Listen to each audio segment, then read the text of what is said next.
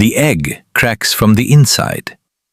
A wet, trembling snout pushes through the shell. For 1 second, the baby dinosaur meets the world for the first time. Then, a snake moves. Not a giant, not something built to battle a full-grown sauropod. This predator is smaller, quieter, and far more disturbing. Its name is Sanajeh indicus, the prehistoric snake discovered beside a dinosaur hatchling, coiled around an egg in a nest buried for more than 60 million years.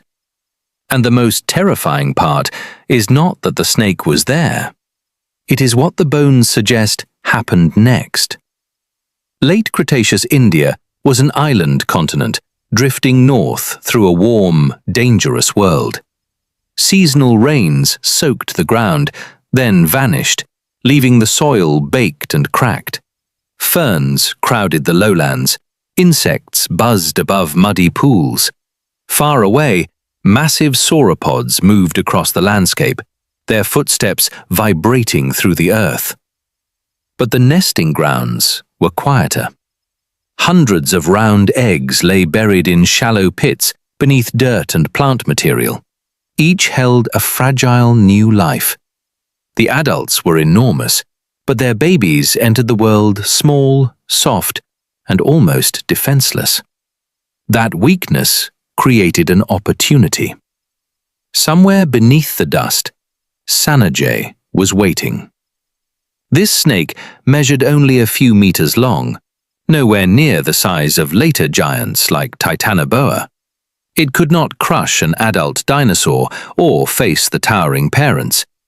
But predators do not need to be the biggest animal in the ecosystem. They only need to arrive at the right moment. And Sanajeh may have discovered the perfect moment. Hatching day. The fossil was found in western India, inside rock formed from ancient sediment. At first, the bones did not look like a complete story. There were pieces of a snake, a sauropod egg, and tiny bones from a newly hatched dinosaur. Then scientists studied how everything was arranged. The snake's body curved around the egg. Its skull rested near the hatchling. The egg was cracked, as if the baby had just emerged when the nest was suddenly buried. This was not a random pile of fossils scattered by water. It looked like a moment. A prehistoric nursery ambush, frozen before it could finish. But one detail makes the scene even darker, because it raises a question scientists cannot answer with certainty. Was Sanajeh attacking the hatchling, waiting for it to emerge, or already feeding when disaster struck? We will return to that buried moment. First, look at the predator.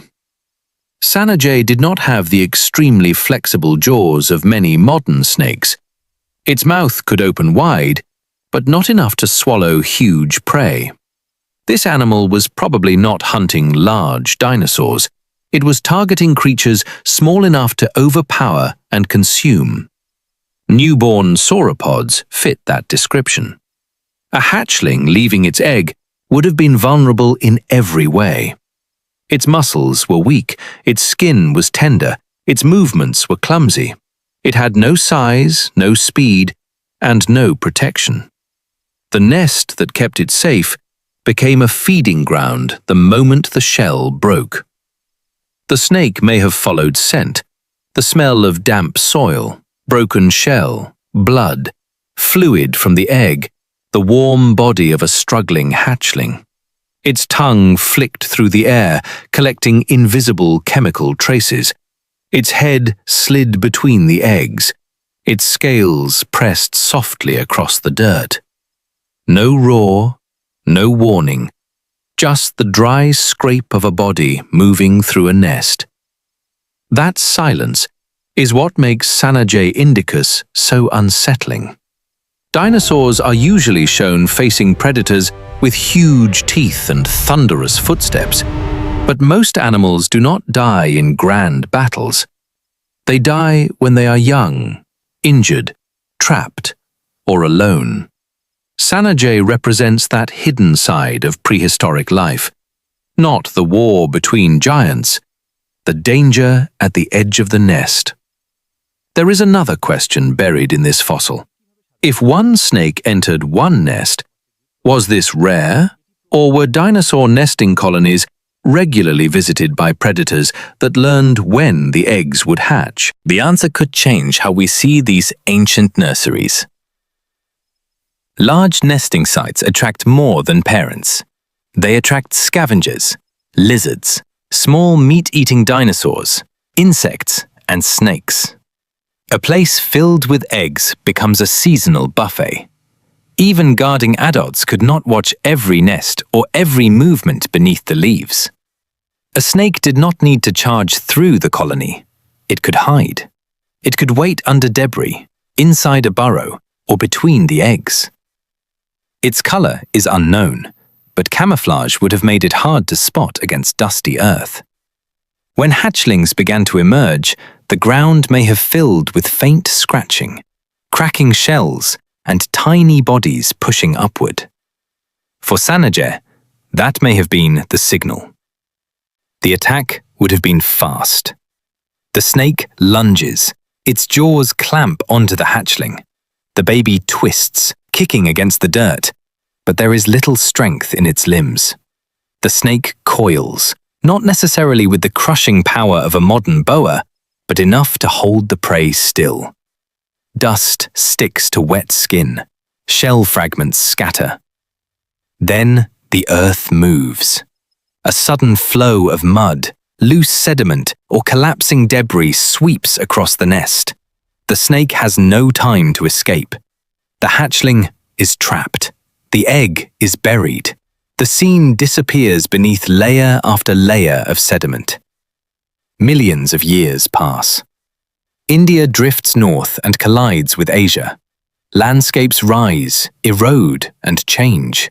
Bones turn to stone. The nest becomes rock. The attack becomes a secret. Until humans uncover it. Now return to the exact position of the fossil. Scientists cannot watch the event, so they must read the evidence. The snake was outside the egg, coiled nearby, with its head close to the hatchling. That makes egg eating less likely than hunting newly emerged young. The hatchling was small enough to fit the snake's feeding limits. The nest gave the predator access to vulnerable animals in one place. None of this proves every detail beyond doubt, but together, the evidence creates a powerful explanation. Sanajeh indicus may have entered sauropod nests to prey on babies as they hatched. And that possibility is more frightening than a giant snake fighting a dinosaur, because this predator did not challenge strength. It hunted helplessness. The second mystery is whether this behavior happened again and again.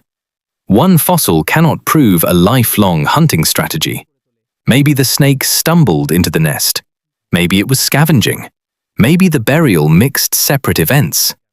But fossils this complete are rare, and the arrangement is intimate. Predator, egg, and hatchling are locked together in one small space. Even with uncertainty, the scene shows that snakes and dinosaurs did not live in separate worlds.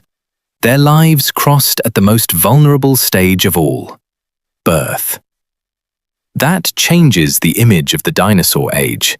The ground beneath giant animals was alive with smaller threats. While adult sauropods shook the forest, snakes moved under roots and through nests. Survival did not begin after a dinosaur grew large. It began at the first crack in the shell.